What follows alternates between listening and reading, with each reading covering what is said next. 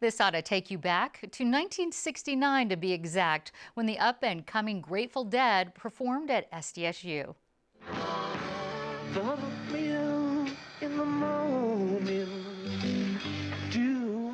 Joining me with a look at live music's influence on social change is my guest, SDSU anthropology professor and unofficial campus historian, Seth Mallios. And Seth, what prompted you to dig into the history of live music at San Diego State? We were putting finishing touches on a book about San Diego State, and there was so much on live popular music that chapter kept getting bigger and bigger and bigger, and I realized, you know what?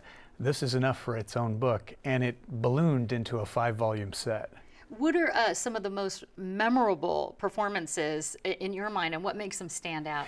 It's so fun because they're great performances from each decade. In the 60s, you have Ella Fitzgerald, Bob Dylan, Joan Baez, all the way up to the Grateful Dead.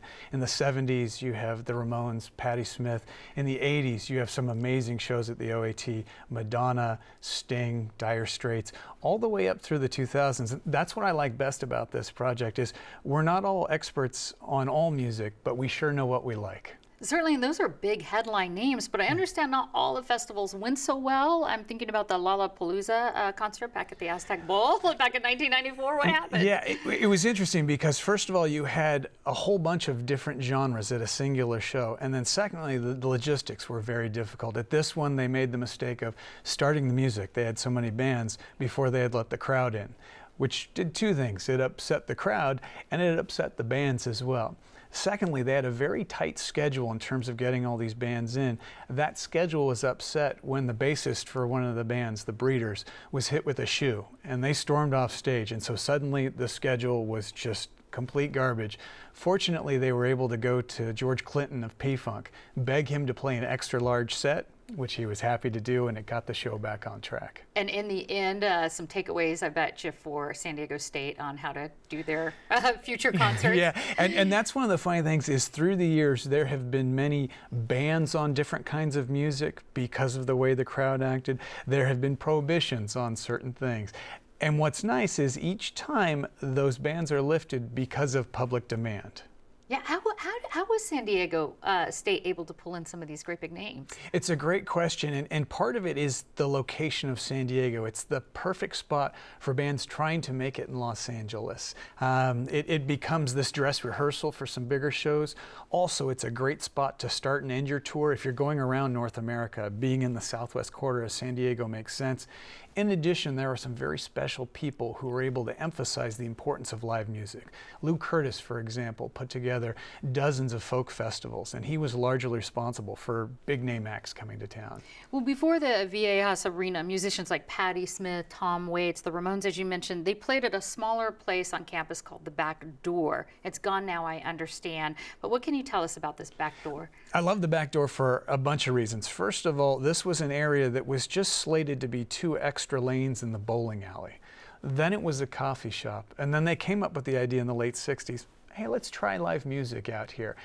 It had no furniture, a small stage, yet this was the signature venue. Over 800 shows. Sometimes bands would play twice a night, 4 times in a weekend, and that's where you got to see them trying out the material. People would be able to stand within 5 feet to REM, Talking Heads, these bands who would become signature artists of the decade, and this was their moment. The other thing I liked about the Back Door is they had open mic hoot nights. So this is generations before American Idol and all the other reality shows, where on Wednesday night you would come and just give it a shot. And in my mind, that's part of the college experience. We're all giving it a shot, whether it's with philosophy or music or science. In speaking about the college experience, you're doing a lecture tomorrow called Rock at State to talk about how music was a vehicle for social change on campus. Give us some examples of how it was a vehicle for that. My favorite one is when you look at what's going on in the 60s. Ella Fitzgerald comes to San Diego State. That was the first huge name act. This was 1961, and she played Peterson Gym. But in her contract rider, she specified if she saw any segregation going on in the performance, in the crowd, backstage, the food services, that she would not play and she would keep her $2,500 deposit.